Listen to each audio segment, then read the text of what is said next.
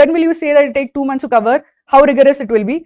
So basically 2 months to cover the most important topics. So in quant, what are the most important topics? Arithmetic, algebra, geometry. So there will be smaller topics which will continue for some time. In VRC, which are the most important topics? Reading comprehension is most important. Para summary is second most important. Then you have para jumbles, OC para jumbles, and para insertion, which are less important because they generally tend to have lesser accuracy. They are less dependable as such. So, but essentially in VRC section, what is the most important part of VRC section? RC. So RC will be completed. Arithmetic plus algebra will be completed. In LRDI, the most common forms of LRDIs like arrangement, puzzles, table-based DIs, charts will be completed. So once those are completed, you will be able to solve at least 70% of each section. Then you can definitely start taking mocks. The idea is that you solve the bulk or the topics which have the most weightage. Then you start practicing questions once through mocks, then also through practice, practice tests through the study room platform, and you continue solving these questions along with those less weightage topics.